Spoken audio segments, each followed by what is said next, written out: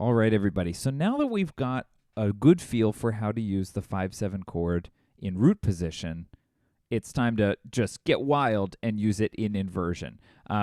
So we're going to look at three inversions. Now, up to this point, you may be thinking, wait a second, 3 inversions. We've got first inversion, we've got second inversion. But because we're talking now about a 7th chord, which has 4 different notes, root, 3rd, 5th, 7th, we can add the sort of fabled and very exciting 3rd inversion, which would have the 7th in the bass to the mix. So we're going to get in here. One thing that's kind of interesting, and we'll talk about this, is that even though the 3rd inversion is the one that's the most new and seems strange to have the 7th in the bass, it is still more commonly used by actually a long shot than the 2nd inversion 7th chord. So having the 5th in the bass. And if we think back to our use of triads in 2nd inversion, like 6/4 chords, they sort of have this very similar, they have a very similar problem where we have to be very specific about how we use them. The same is going to be true with 7th chords. I think maybe on the surface at first blush, we would assume then that having the 5th in the bass would be even, better than having the 7th in the bass. That the farther away we go, the worse it gets. But having the 7th in the bass ends up being a lot more useful. And think about what we did with 7th chords, the 5/7 chord in root position, where we were saying, like, we can leave a note out and we can leave the 5th out. But the 7th, much like the 3rd, is a really important note for functional use and especially for part writing. So that's part of why putting the 7th in the bass in that 3rd inversion actually works better than having the 5th in the bass. So let's get in there and let's talk about 5/7 in inversion. All right, here we go. Inversions of the 5/7 chord. Just like when we inverted the root position triad 5, the still very, very useful. The fact that it's inverted doesn't change the function, so a lot to like here. And the other thing that we can really, stick with as a nice sort of follow-up is that the work that we did with our tendency tones, the leading tone and the 7th in the root position 5/7 chord, those are going to be the exact same techniques that we want to use in inversion. So the leading tone is still going to resolve up, the 7th is still going to resolve downwards. It absolutely does not change just because there is an inversion in play. So that's really nice. Those two things, these really critical voice leading elements, stay the same. So that should sort of highlight the centrality of that technique. That's really the big thing that we're working on here with these 5/7 chords, is getting a handle on these tendency tones. So leading tone up, 7th downwards. And remember, just to be really abundantly clear, the terminology here, the reason we're using these specific terms is so that we can keep leading tone is the leading tone of the key, right? The leading tone of the key resolves up. The 7th of the chord resolves downwards, right? All right. Now, one other thing that is worth pointing out, and this is a way that inversion is slightly different from how we used 5/7 in root position, is that we are not going to be doing that sort of incomplete spelling thing, right? So when we invert the 5/7 chord, it's going to be a complete chord each time, meaning we're not omitting any notes. Particularly, we're not omitting the 5th, but we're not omitting anything. So it's going to be a complete chord each time. And as we mentioned, we're going to look at 3 different inversions to talk about. Now, the thing that we do also have to work on here is that since we're changing the inversions and now we've got a 7th, we are going to have some new inversion symbols, some new figured bass symbols to get used to. So we're going to be looking at the 5/6/5 chord, which has the 3rd in the bass, the 5-4-3 chord, which has the 5th in the bass, and lastly, the 5-4-2 chord, which has the 7th in the bass. Now, something that I just want to point out here, it's not represented super well on this slide. Well, it is, but not as fully as it could be, is one way that we can remember, because it all of a sudden, I know it's hard, and it was hard enough to remember, like 5-6 versus 5-6-4.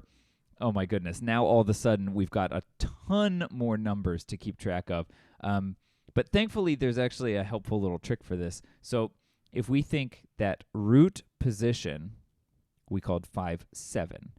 So we started with 7, and look what happens. 7, then the first inversion is 6-5, 4-3, and then kind of screwed up here, but 2. So if we go downwards from, or I think we could think of it as stacked. Root position, first inversion, second inversion, third inversion, and we get this nice sort of numerical descending order: 7, 6-5, 4-3, and then 2. We just got to ignore the fact that there's a 4 there. But that's a helpful way, that I think at least, to sort of keep these inversions straight, all right? So when we have a 7th chord with the 3rd in the bass, the figured bass inversion symbol thing is 6-5. A 7th chord with the 5th in the bass is 4-3, and a 7th chord with the 7th in the bass is 4-2. As mentioned, we're going to look at it, but the least important one here is the 5-4-3. We're going to take a peek, but this is the one that you should sort of invest the least amount of time sort of perfecting and memorizing. All right, let's jump in there and let's look at the 5-6-5 chord. So again, 5-6-5 means it's a 7th chord with the 3rd in the bass. 7th chord with the 3rd in the bass. Now, this is sort of our first instance here where we're going to run into one of the unique elements of putting a dominant 7th chord in an inversion, which is that one of our tendency tones, the leading tone of the key, is now in the bass, right? So we spent a lot of time in root position 5-7 chords thinking about what to do with that leading tone and thinking about what to do with the 7th, making sure leading tone resolves up, 7th resolves downwards. But now one of these tendency tones, the leading tone, which is the 3rd of the chord, is actually in the bass. So we sort of have this, there's a lot of activity, a lot of excitement going on here in the bass. And so just like always, it's going to resolve upwards by step, because that's what leading tones do. Doesn't matter if it's in the bass, doesn't matter where it is, it's going to resolve upwards by step. So if we were here in C major, we could have this 5-6-5 chord. So just to be really clear with the spelling, G is the root in the tenor, B is the 3rd in the bass, D is the 5th in the alto, and F is the 7th in the soprano. Root, 3rd, 5th, 7th. Right, so we can hear that dominant 7th sound, but the 3rd, which is the leading tone of C, B to C, is in the bass, right? And we're going to get this resolution. Right, it's a very wonderful resolution, right? Lots to like there. And especially since the leading tone is in the bass, T, Do, you can probably imagine that very, very, very much the most likely scenario is that this is going to go straight to a root position, 1 chord. As we said before, the leading tone still resolves up, and the other tendency, the 7th, is going to resolve downwards. Let's see if we can find the 7th. I already pointed it out, but root, 3rd, 5th, 7th in the soprano, and so the 7th is still going to resolve down by step, right? So the voice leading of the tendency tones, leading tone upwards, 7th downwards, is identical to how we've been doing it. So no change there. There are, of course, other ways that this could be used. This is actually, I think, a really beautiful passage going from using a passing 6/4 on 2. We could have this cool little pattern here. I just think that's gorgeous. Isn't that nice? So there are other ways to use this 5/6/5. But by and large, its main function is going to be just to resolve back to the root position 1 chord. All right, that's the 5/6/5. So we're going to use a complete chord. We're going to resolve our tendency tones, one of which just happens to be in the bass, and by and large, it's going to go to a root position 1 chord. That's the story with 5/6/5. All right, let's check out this less common 5/4/3 chord. Apparently, I think so little of it that I forgot to animate this slide, so that's exciting. So the 5/4/3 chord has the 5th in the bass, and like we said, anytime we're doing a second inversion chord, whether it's 6/4 or now adding 4/3, these chords are used very, very specifically, and we always want to make sure that we have a functional reason and we can name why we're using it. And so the 5/4/3 chord pretty much gets used in the same way that we would use a passing 5/6/4 chord. So if we're here in E flat,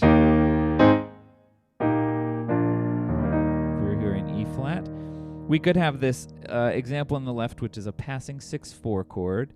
No, it's not. That's not true at all. It's a 4/3 chord. Anyway, but look at the bass motion. That looks like a passing 6/4 motion and a passing tone motion as well. And we can hear we've just got a little 7th sound there. So that'd be B, D, F, A flat. Right? So this passing motion in the bass and the fact that we've got this A flat up here. Root in the tenor, 3rd in the alto, 5th in the bass, and 7th in the soprano. Right, we could hear it the other way too.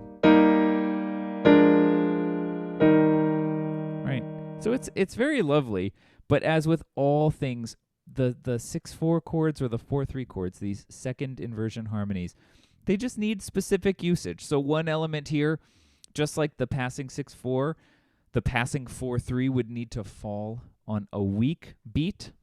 And really all that's happening is we are sort of replacing the voice exchange that was the central sort of part writing element of the passing 6/4. And so we can see we've got these lines here which incorporate the 7th instead of that voice exchange that we would have had. So I don't really want to spend too much time on the 5/4/3 because it's not a harmony that you need to have sort of a super, super, super strong grasp on, but it's worth mentioning.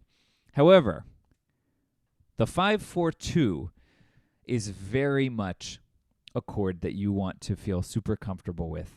It's widely used, and having the 7th in the bass is just such a cool sound, and it's super useful as well. And this is where, again, just going back to what I said at the beginning, we would expect that the more distant from tonic, root, 3rd, 5th, 7th, we can imagine that the chords are getting less stable since they have different notes in the bass.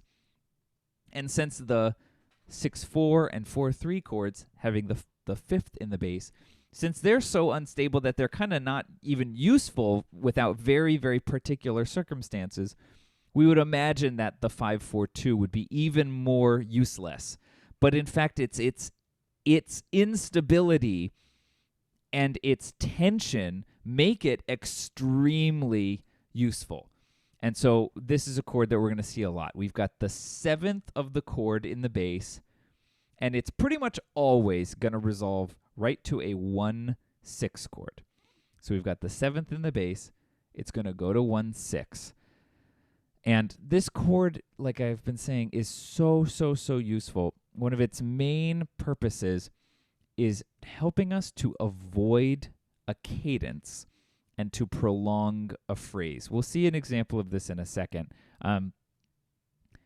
This is an interesting chord since it has the 7th in the bass.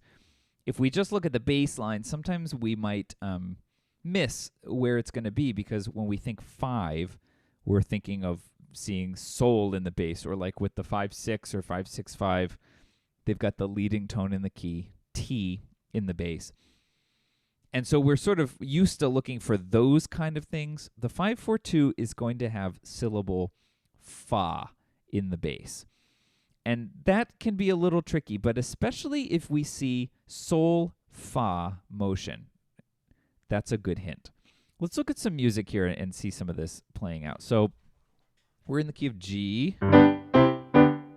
And if we look at this left example, this is just the really, really, really typical 5-4-2 to 1-6 resolution. So in G major, 5 is D. And so if we look at this chord, the altos have the root, the sopranos have the 3rd, the tenors have the 5th, and the basses have the 7th. And you can just hear, I mean, that chord is just filled with potential, right? Filled with directionality, filled with attitude, really. Right? Resolving right to that 1-6 chord. And again, as we've been saying, the tendency, tone, part writing, motion stays the exact same. We're in G. The sopranos have the leading tone, which resolves upwards by step. The basses have the 7th, which resolves downwards by step. That's a big part of why it pretty much needs to go to 1-6.